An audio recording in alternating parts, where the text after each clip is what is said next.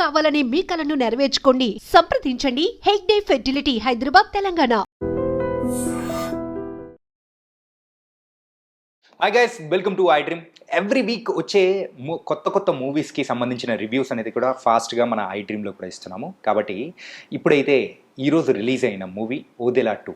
ఓదెలా 1 అయితే కరోనా టైంలో రిలీజ్ అయ్యి ఎక్కువ మంది థియేటర్లో కాకుండా అండ్ మెయిన్గా ఆన్లైన్ స్ట్రీమింగ్ ప్లాట్ఫామ్స్లో ఎక్కువగా ఎంజాయ్ చేశారు. మరి ఇప్పుడు థియేటర్లోకి వచ్చింది, అది కూడా పెద్ద కాస్ట్. మెయిన్గా తమన్నా గారు మెయిన్ లీడ్ రోల్గా చేశారు. మరి ఈ మూవీ గురించి మనతో పాటు ఉన్న ఫిలిం క్రిటిక్ శ్రీనివాస్ గారు ఏం చెప్తారో కూడా ఆయన మాటల్లోనే అడిగి తెలుసుకుందాం. హాయ్ శ్రీనివాస్ గారు. హలో అండి. ఏంటి సార్, ఓదెలా 2 అని చెప్పేసి మొత్తం రక్తపాతం అని చెప్పేసి ఎర్ర షర్ట్ వేసుకొని వచ్చారా? అలా ఏం కాదు. ఎలా ఉంది సార్ మూవీ? మూవీ బాగుందండి. ఓదెలా ఫస్ట్ చూసినప్పుడే అది మంచి అనిపించింది. First part it was a horror thriller. Yeah, దానికి కొనసాగింపుగా ఏదైతే అందులో విలన్ని హీరోయిన్ చంపేస్తుంది కదా, అక్కడ ఎండ్ అయింది ఆ సినిమా. దానికి కంటిన్యూషన్గా ఆ ఊరు ఏంటంటే వాడు చేసిన చెడు మర్చిపోలేక వాడిని చచ్చిపోయాక కూడా వాడిని హింసించాలి అనే కాన్సెప్ట్తో ఈ సినిమా స్టార్ట్ అవుతుంది. ఓకే. సో అందులోంచి వీళ్ళు ఒక కొత్త పాయింట్ రైజ్ చేశారు. ఆ కొత్త పాయింట్తో సినిమా స్టార్ట్ అవుతుంది. అక్కడి నుంచి ఫస్ట్ హాఫ్లో ఆల్మోస్ట్ ఇంటర్వెల్ వరకు కూడా చెడు అనేది ఎలాంటి డామినేషన్ చూపిస్తుంది ఆ ఊరు పైన. అంటే ఈ సినిమా టైటిలే మనకు ఓదెలా 2 అని పెట్టారు. అంటే ఈ సెంట్రల్ క్యారెక్టర్ ఇస్ ఊరు, village it self is the central character. అంటే ఇందులో హీరో ఏంటంటే ఊరే హీరో. ఓకే. ఊరే విక్టిమ్, మళ్ళీ ఈ చెడుకి విక్టిమ్. సో ఆ పర్టికులర్ ఆ విక్టిమ్ని ఏ మంచి శక్తి వచ్చి కాపాడుతుంది అనేదే మనం ఇంటర్వెల్లో చూస్తాం. ఆ తమన్నా రూపంలో శివశక్తి అనే ఒక క్యారెక్టరైజేషన్లో చూస్తాము. సో ఆ తమన్నా ఇంట్రొడక్షన్ కొన్ని సినిమాల్లో మనము మన స్టార్ హీరోస్ వస్తే ఎలాంటి ఇంట్రొడక్షన్ ఇస్తారు, అలాంటి హైప్, అలాంటి ఇంట్రొడక్షన్ బాగా ఇచ్చారు. ఎలివేషన్ చాలా బాగుంది. అది సూట్ అయింది, ఫ్లోలో ఇచ్చారు. సార్, ఇన్ఫ్యాక్ట్ దీని గురించి మాట్లాడుకుంటూ ఉంటే అనుష్క గారి లైఫ్ కెరియర్లో మొత్తం మీద అరుంధతి మూవీ ఎంత స్పెషలో, ఇక్కడ తమన్నా గారి లైఫ్ కెరియర్లో కూడా ఓదెలా 2 అనేది కూడా అంతే స్పెషల్ అని కూడా అన్నారు. కెరీర్ ఇండెక్స్లో ఇది ఒక మంచి సినిమాగా గుర్తింపు పొందుతుంది. Okay. And coming to the Sampath Nandi గారు, దీనికి స్టోరీ, స్క్రీన్ ప్లే, అలాగే డైరెక్షన్, సూపర్విజన్ కూడా చేశారనమాట. సో ఇది కంప్లీట్గా ఎలా ఉంది, స్టోరీ వైజ్ కానీ స్క్రీన్ ప్లే వైజ్ ఎలా ఉందో చెప్పండి. మీరు డైరెక్షన్, సూపర్విజన్ అన్నారు కదా, మరి డైరెక్షన్ ఎవరు చేశారు? అశోక్ తేజ గారు. Okay, fine. So I thought అంటే తన ఇంటర్వ్యూస్ చూసినప్పుడు అంతా కూడా he's giving entire credit to lord Shiva only. Okay, yes. ఇది నేను తీసింది, నేను జస్ట్ నిమిత్తం మాత్రం నన్ను దేవుడు నడిపించాడు అనే ఒక థీమ్లో హీ స్పీకింగ్. సో అతని మాటలో జెన్యూనిటీ అనిపించింది నాకు కూడా. అండ్ ఇలాంటి సినిమాలు అంటే భక్తి భావంతో కూడుకున్న సినిమాలు, కొంచెం ఆ ఊరిని విక్టిమ్గా చూపిస్తున్న ఆ విధానము, ఇలాంటి సినిమాలు ఏంటంటే దేవుడి మీద అపారమైన భక్తి, దేవుడికి వాళ్ళని వాళ్ళు అంకితమించుకున్న వాళ్ళు తీస్తేనే సినిమా ఇలా వస్తుంది. అదర్వైజ్ ఏదో చుట్టి పడేసామన్న ఫీలింగ్ వస్తుంది. అంటే కావాలని ఇట్స్ లైక్ ఫోర్సిబుల్ ఎలిమెంట్స్ లాగా కాకుండా ఆ డివినిటీని న్యాచురల్ ఫ్లోలో తీసుకొచ్చారు. అది మంచిగా అనిపిస్తుంది. ఆ డివైన్ ఎలిమెంట్స్ బాగున్నాయి సినిమాలో. అమ్మాయి ఫస్ట్ టైం తమన్నా ఇంట్రొడక్షన్ అప్పుడు మనము జనరల్గా స్క్రీన్ మీద చూసినప్పుడు ఇన్ని ఇయర్స్ ఆఫ్ తమన్నాని మనం చూడడము వేరేలా చూసాము. This is the flip side of Tamannaah అనమాట. అంటే ఆమె వస్తుంటే ఆ దైవత్వాన్ని ఎలా చూపించారంటే, ఆ ఊరు వాళ్ళందరూ అంటే వాళ్ళంతా ప్రాబ్లంలో విసిగిపోయి వేసారిపోయి ఉంటారు కదా, వాళ్ళందరూ ఒక హోప్ ఆ అమ్మాయిలో చూస్తారనమాట. సో ఆ హోప్ వాళ్ళ దగ్గరికి నడుచుకుంటూ వస్తున్నప్పుడు వాళ్ళందరూ కూడా పసుపు నీళ్లు, కుంకుమ నీళ్లు చల్లి, అంటే అమ్మాయి కాళ్ళకి చెప్పులు వేసుకోరు, అలా నడుచుకుంటూ వస్తున్నప్పుడు ఆ ఎండ నుంచి ఆమెకి కొంచెం ఉపశమనం లాగా వీళ్ళ నీళ్లు చల్లడము, ఆ ఎలిమెంట్స్ కొన్ని అంటే నేచర్ ఎలిమెంట్స్ బాగా ఇంక్లూడ్ చేశారు సినిమాలో. ఇంకోటి ఆ విలన్ అనే అతను పంచభూతాలని కూడా కంట్రోల్ చేసేసుకొని ఆ ఊరిని ఎట్లాగైనా నాశనం చేయాలి అనే ఇంటెన్షన్ అనేది, ఆ క్రూయల్టీ నుంచి ఊరు ఎలా బయటపడుతుంది అనేది బాగా చూపించారు యాక్చువల్లీ. ఇన్ఫ్యాక్ట్ ఫస్ట్ పార్ట్ విషయానికి వచ్చేటప్పటికి అది ఒక క్రైమ్ థ్రిల్లర్, కానీ ఇక్కడ మాత్రం డివైన్ అనేది కూడా యాడ్ చేసి ఒక పిశాచికి ఒక దైవత్వానికి జరుగుతూ ఉన్న పోరాటం లాగా కూడా ట్రైలర్ని బట్టి మాకు అర్థమవుతుంది. ఆ పోరాటం అనేది ఎలా ఉంది. సో ఎప్పుడైనా కానీ విలన్ ఎంత హైలైట్ అయ్యి అంటే ఎంత స్ట్రాంగ్గా ఉంటే అవతల హీరో కూడా అంతే స్ట్రాంగ్గా కనిపిస్తారు బీట్ చేయడానికి. సో దాని మధ్యలో జరుగుతున్న సన్నివేశాలు కానీ ప్రేక్షకుల్ని అంటే మెప్పించగల రకంగా ఉన్నాయా? ఇది కొంచెం ప్రాక్టికల్గా అర్థం కావడానికి ఒక రియల్ టైం ఎగ్జాంపుల్ చెప్తా. ఓకే. ఎప్పుడన్నా చూడండి, ఒక జబ్బు వీక్ మనిషిని వెతుక్కుంటూ వెళ్తుంది. మనకు తెలియకుండానే మనకు జ్వరం వస్తుంది, మనకు తెలియకుండానే జలుబు వస్తుంది, మనకు తెలియకుండానే చాలా హెల్త్ ప్రాబ్లమ్స్ వస్తాయి. కానీ అలా వచ్చినప్పుడు డాక్టర్ మనం ఎత్తుక్కుంటూ రారు, మనం డాక్టర్ని ఎత్తుక్కుంటూ వెళ్ళాలి. అట్లనే ఆ ఊరికి పట్టిన దరిద్రం ఏదైతే ఉంటుందో, ఆటోమేటిక్గా ఒక దరిద్రుడిని వెతుక్కుంటూ ఆ ప్రాబ్లం వస్తుంది. అంటే ఆ చెడు శక్తి ఏదైతే నెగిటివ్ పవర్ ఉంటుందో ఆ దరిద్రుడిని వెతుక్కుంటూ వాడిని పవర్ఫుల్ చేస్తూ ఉంటుంది.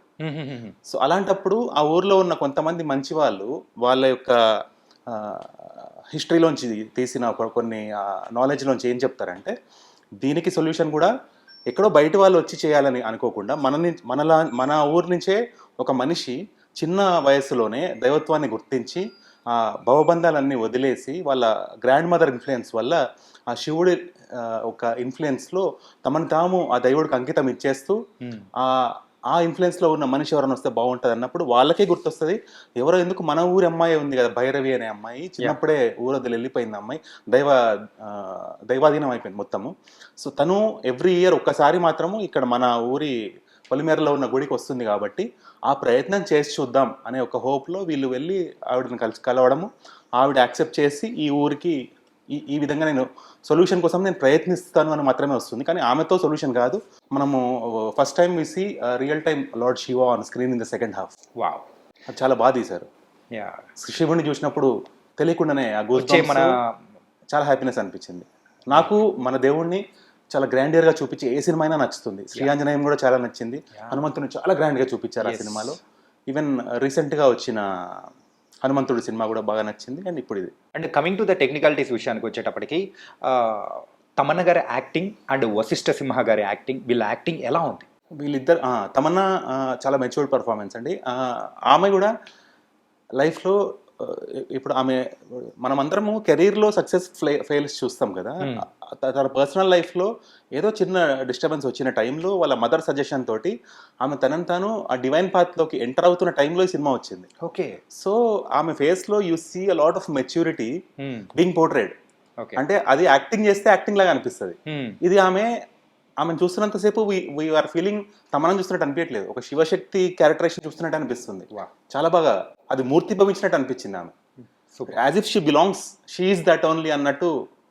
అంటే అంత ఇన్వాల్వ్ అయిపోయి బాగా చేయించారు, బాగా చేశారు కూడా. ఓకే. అండ్ విలన్ కూడా ఆ నెగటివ్ పవర్ అనేది బాగానే ఎలివేట్ చేశారు. అంటే ఇది గుడ్కి బ్యాడ్కి చూపించిన టైం జోన్ చూస్తే మాత్రం బ్యాడ్ ఎక్కువ చూపిస్తారు, గుడ్ తక్కువ చూపిస్తారు. అది కొంచెం నాకు ఎక్కడో కొంచెం చివుకు అన్నది. అదర్వైజ్ అంటే ఈ గుడ్ని కూడా ఇంకొంచెం ఎక్కువ అది బ్యాలెన్స్ చేస్తూ చూపిస్తే బాగుండేది.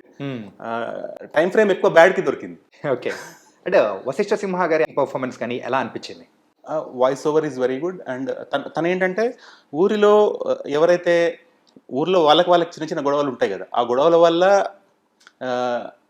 ఎదుటి మనిషిని నాశనం చేయాలనే ఒక నెగటివ్ థాట్ తోటి ఇట్లా, అంటే ఆ ఊరి మీద ఏదైనా ఒక నెగటివిటీతో వచ్చే ఫీలింగ్తో ఉన్న మనిషి దొరికితే చాలు వాడి బాడీలోకి ఆవహించేసి ఆ ఊర్లో ఏదో ఒక నెగటివ్ క్రియేట్ చేయాలనేది ఒక థీమ్ తోటి ముందుకెళ్తా ఉంటాడు. అంటే ఓడిలలో ఉన్న పార్ట్ ఇందులో కూడా కంటిన్యూ అవుతుంది. ఏదైతే నవవధువు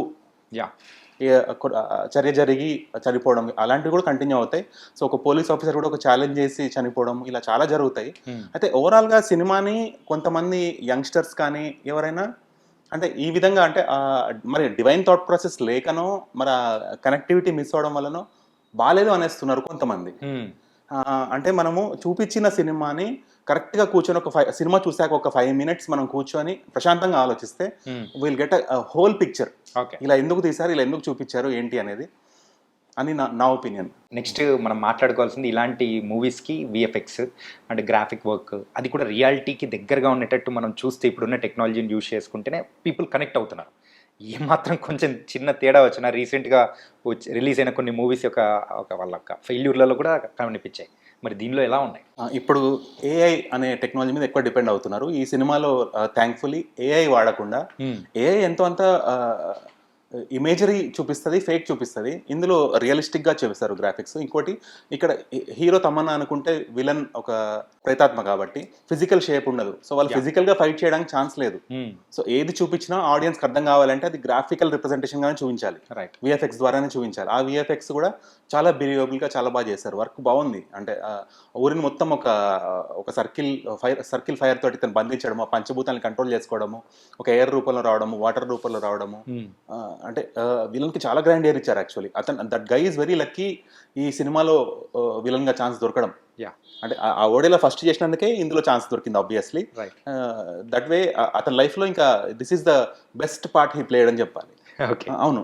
and coming to the music, Kantara మూవీకి మ్యూజిక్ డైరెక్షన్ ఇచ్చిన అజేష్ గారు కూడా మరి ఈ మూవీకి మ్యూజిక్ ఇచ్చారు. మరి ఆ మ్యూజిక్ వైస్ ఎలా ఉంది?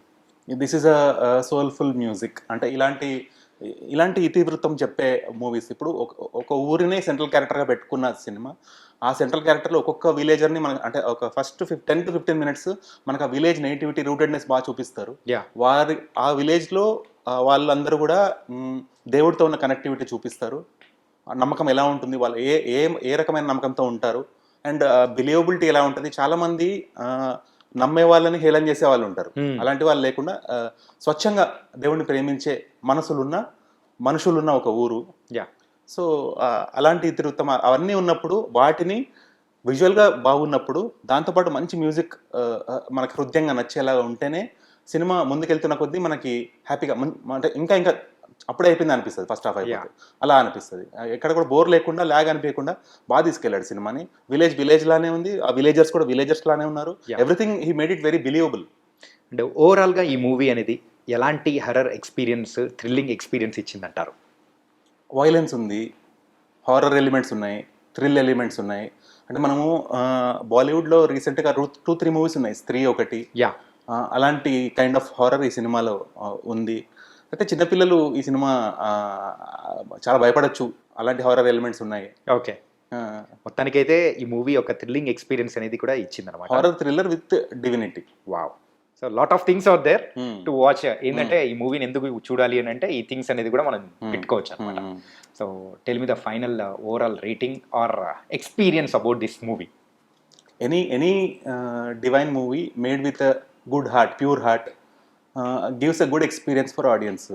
సో అదే మంచి మనసుతో, వాళ్ళు ఏ మంచి మనసుతో అయితే తీశారో, ఏ మంచి ఇంటెన్షన్తో తీశారో, ఆ ఇంటెన్షన్ అర్థం చేసుకుంటూ సినిమా చూసిన ప్రతి ఒక్కరికి సినిమా నచ్చుతుంది. కానీ తమన్నా ఉంది కాబట్టి ఐటమ్ సాంగ్ లేదు, తమన్నా ఉంది కాబట్టి ఇందులో మాస్ ఏదో ఉండాలి, ఆమె హీరోయిన్ కదా, ఈమెను హీరోలా చూపిస్తున్నారేంటి అనే ఒక ప్యారలల్ థాట్ ఉన్న వాళ్ళు మాత్రం ఈ సినిమాతో కనెక్ట్ కాకపోవచ్చు. నేను కేవలం ఇందులో తమన్నాని దట్స్ వాట్ ఐమ్ సేయింగ్, ఆమె పోర్ట్రే చేసిన క్యారెక్టర్తో కనెక్ట్ అయ్యాను. కానీ ఆమె పాస్ట్ ఏ సినిమాలు చేసినవే నాకు గుర్తు రాలేదు. బికాస్ ఆ స్టోరీతో మనం ఫస్ట్ హాఫ్ మొత్తం చూస్తున్నప్పుడు, ఆ స్టోరీతో కనెక్ట్ అయిపోయినప్పుడు మనకి కూడా ఆ ఊరికి ఈ ప్రాబ్లంకి సొల్యూషన్ దొరికితే బాగుండు అనే అనిపిస్తుంది. ఓకే, మొత్తం మీద అయితే శివశక్తి తన శక్తిని చూపించేసి మరి ఓదెలా 2 అంటే తన శక్తి ఒక స్టేజ్లో తన శక్తి సరిపోక దైవశక్తి కూడా యాడ్ అవ్వడం అనేది అది చాలా బాగా చూపించారు ఆన్ స్క్రీన్. తెలియకుండానే you feel so happy. Okay, it was a very nice review from your sir. ఏంటంటే ఓదెలా 2 ఎలా ఉందనేది కూడా చాలా చక్కగా మంచి పాయింట్స్తో కూడా చెప్పేశారు. So thank you so much.